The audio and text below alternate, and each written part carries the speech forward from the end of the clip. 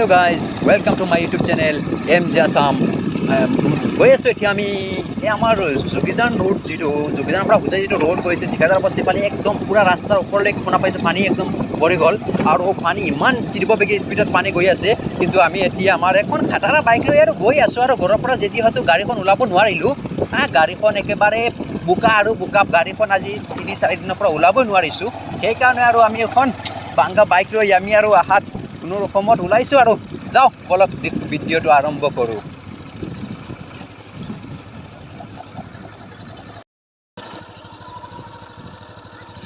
এই চাওক আমি গৈ আছোঁ পানী দেখিবলৈ আৰু চাওক মানুহৰ দুৰৱস্থা মানুহৰ ঘৰ দুৱাৰ একেবাৰে পানীৰ তলত মানুহ আহি এইখন স্কুলত আহি আশ্ৰয় লৈছে চাওক আপোনালোকে নিশ্চয় দেখিবলৈ পাইছে গৰু ছাগলী মানুহ এই চাওক এজন দাদাই মাছ মাৰি আছে এই চাওক ইয়াতে মাছ ধৰি আছে আৰু এইফালে চাওক মানুহ আৰু মানুহৰ ঘৰ দুৱাৰ আজি ঘৰ দুৱাৰ থাকিও তেখেতৰ নোহোৱা যেন হৈছে কিয়নো মানুহ স্কুলত আশ্ৰয় ল'বলৈ হৈছে চাওক বলক আগলৈ কি হৈছে আমি আৰম্ভ কৰোঁ আৰু এনেকুৱা গৈ পাম আমি ঠিকাদাৰ বস্তিৰ ফালে গৈ তাৰপিছত আপোনালোকক দেখাম যোগীজান টু হোজাই ৰোডত কেনেকুৱা পানী স্পীডত গৈ আছে ৰাস্তাৰ ওপৰ ফালে জীৱনত যিটো ঘটনা হোৱা নাই সেইটো আপোনালোকক দেখাবলৈ আৰম্ভ কৰিছোঁ আপোনালোক চাই থাকিব আৰু ভিডিঅ'টো শেষলৈকে চাব।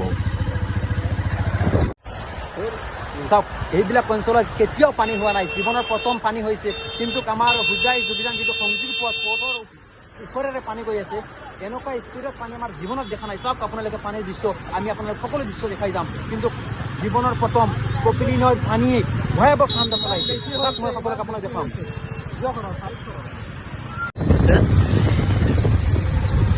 চাওক ছাত্ৰ ছাত্ৰী থবলৈ গৈছিল মৰকজৰ বাছ আহি আছে কেনেকৈ চাওক মৰকজৰ বাছো আহি আবদ্ধ হৈছে চাওক মৰকজৰ বাছ আহি পালেহি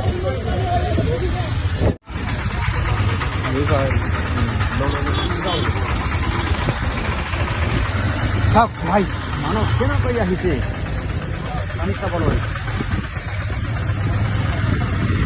চাওক কেনেকুৱা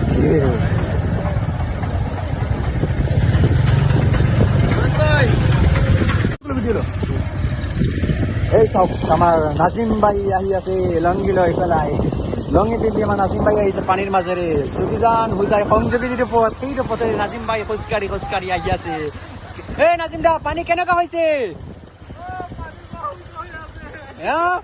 পানীৰ অৱস্থা কওকচোন কেনেকুৱা হৈছে কপিলী নদীৰ খবৰটো কওকচোন কেনেকুৱা সকলো বোলে মানুহৰ ঘৰ দুৱাৰ ডুবাই গৈছে হয় আচ্ছা কওকচোন এইবিলাক পৌৰৰ ওপৰত কেতিয়াবা পানী গৈছিল নেকি জীৱনত দেখা নাই শুনা নাই কিন্তু যোগীজান হোজাই যিটো সংযোগী পথ সেইটো পথেৰে চব কিমান স্পীডত পানী গৈ আছে পানীৰ স্পীডটো চাওক তীব্ৰবেগী স্পীডত পানী গৈ আছে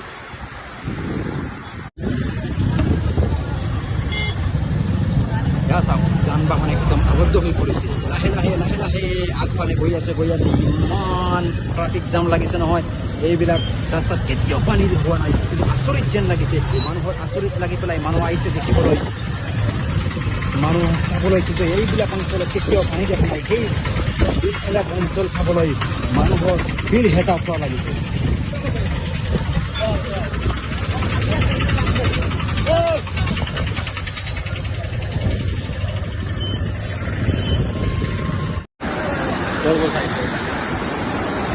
চাওক কপিলী নৈত যি বাহানী নৈত পানী তাণ্ডৱ চলাই আছে চাওক যোগীজান যোগী ব্ৰিজৰ অৱস্থা চাওক আপোনালোকে ইয়াত দেখিবলৈ পাইছে পানী তীব্ৰবেগী স্পীডত পানী গৈ আছে কিমান স্পীডত পানী যোৱা মোৰ জীৱনত দেখা নাই আৰু কোনোবাই যদি দেখিছে তেনেহ'লে কমেণ্ট কৰিব।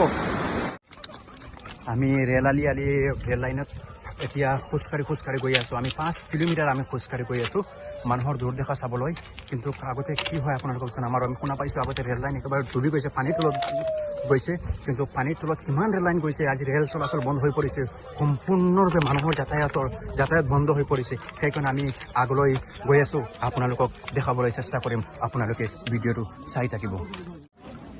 এয়া চাওক গাইজ, চাওক আপোনালোকে দৃশ্যটো চাওক, এনেকুৱা পানী কিন্তু জীৱনত হোৱা নাই, কোনো মানুহে দেখা নাই, কিন্তু এনেকুৱা যে পানী হৈছে। চাওক আজি পুৰা ৰেল লাইন পানীৰ তলত ডুব গৈছে, ৰেল চলাচল বন্ধ হৈ পৰিছে, যাত্ৰীসকলৰ মাজত হাহাকাৰ সৃষ্টি হৈছে। যাত্ৰীসকল এতিয়া গাড়ীৰে যাবলগীয়া হৈছে, কোনোবা মানুহ আবদ্ধ হৈ পৰিছে কোনোবা ঠাইত। কিন্তু একেবাৰে গুৱাহাটীৰ পৰা লামডিং গপুমুখী যি ৰেলপথ, সেই ৰেলপথ একেবাৰে বন্ধ হৈ পৰিছে। মানুহৰ অৱস্থা আপোনালোকে দৃশ্য কৰিছে, কিন্তু সকলো ঠাইত আপোনালোকে নিউজৰ পেপাৰত পত্ৰিকাত দেখিছে, কিন্তু এনেকুৱা অৱস্থা। চাওক আজি আমি ডাইৰেক্ট লাইভত আহি আপোনালোকক দেখুৱাই আছোঁ। চাওক ভিজুৱেলখিনি আপোনালোকক দেখুৱাইছোঁ। চাওক ৰাইজ, মা কচম কৈছোঁ, এনেকুৱা পানী জীৱনত কোনো মানুহে দেখিছে বুলি মই অনুভৱ কৰিব নোৱাৰোঁ। মই কিন্তু দেখা নাই এনেকুৱা পানী। এইটো ৰেলালিৰ ওপৰত কেতিয়াও পানী উঠা নাই, কিন্তু এইবাৰ আপোনালোকে চাওক অনুমান কৰিব পাৰিছে কিমান পানী হৈছে আৰু কিমান স্পীডত পানী গতিবেগ গৈ আছে। চাওক আপোনালোকে, ৰেল লাইন একদম পানীৰ তলত ডুব গৈছে। গুৱাহাটীৰ অভিমুখী যিবিলাক ট্ৰেইন সকলো লাইন বন্ধ হৈ পৰিছে। গাইজ, মই যে আপোনালোকক কৈছিলোঁ যে আমাৰ হোজাই জিলাৰ হোজাই ষ্টেচনৰ পৰা পশ্চিম ফালত যোগীজান আৰু যমুনামুখৰ মাজমজিয়াত যি ৰেল লাইনৰ ওপৰেৰে পানী তীব্ৰবেগী স্পীডত গৈ আছে, কিন্তু এতিয়া আহি পাইছোঁ 4 কিলোমিটাৰ অতিক্ৰম কৰি অহাৰ পিছত দেখিছোঁ ৰেল লাইন সম্পূৰ্ণৰূপে ভাঙি ছিঙি গ'ল। চাওক ৰেল লাইনৰ দৃশ্য আপোনাক দেখাইছোঁ। এই চাওক সকলো মাটি পাথৰ গুচি গ'ল, আনকি ৰেলালিটো যেনে তেনে চিলপাইডত ফিলাৰটো লাগি আছে। আৰু এয়া চাওক আপোনালোকে দৃশ্যটো চাওক, আপোনালোকে কিমান তীব্ৰবেগী স্পীডত পানী গতি কৰি আছে। চাওক একেবাৰে সাগৰময় পৰিৱেশ হৈছে, কিন্তু এই সাগৰ নহয়, এয়া বানপানী। ট্ৰেইনখন নাযায়, আকৌ ট্ৰেইনখন ৰখি দিছে। কিছু সময় পিছত আকৌ ট্ৰেইনখন টান দিয়ে। মই পাৰ হ'ম কেনেকৈ, ভয়ো লাগিছে। আগলৈ গৈ পেলাই ৰাস্তাও নাই, কি কৰিম। লাহে লাহে লাহে লাহে মই গৈ আছোঁ এইখনৰ তলেৰে। যদি টান দিয়ে তেনেহ'লে মোৰ একদম জীৱন শেষ হৈ যাব। চাওক অৱস্থা ট্ৰেইনৰ, চাওক মই যেনে তেনে আহি পাৰ হৈছোঁ। আৰু এয়া চাওক যোগীজানৰ যিটো যোগী ব্ৰিজ বুলি কয়, এইটো ব্ৰিজ। চাওক দৃশ্য চাওক, আপোনালোকে প্ৰত্যক্ষ কৰিছে। চাওক মানুহ কেনেকুৱা জীৱন নিৰ্বাহ কৰি আছে। এইবিলাক সকলো মানুহৰ ঘৰ দুৱাৰ থাকিও আজি ঘৰ নাই, আজি নোহোৱা হৈছে, কিয়নো আজি মানুহৰ ঘৰ সকলো পানীৰ তলত ডুব গৈছে। মানুহ থাকিবলৈ নিৰাপত্তা স্থান পোৱা নাই, জেগা পোৱা নাই। সেইবিলাক মানুহ আহি এইবিলাক ট্ৰেইনৰ ৰাস্তাত আজি থাকিবলগীয়া হৈছে। এয়া চাওক, এই চাওক পশুধন, মানুহৰ গৰু ছাগলী সকলো লৈ পেলাই মানুহ ঘৰ দুৱাৰ এৰি আজি নিৰাপত্তা স্থানত আহিবলগীয়া হৈছে। মই যে আপোনালোকক কৈছিলোঁ যে ট্ৰেইনখনে পাথৰ শিলগুটি বৰ্ডাৰ লৈ আহি আছে। এয়া চাওক ইয়াতে আনলোড কৰি আছে।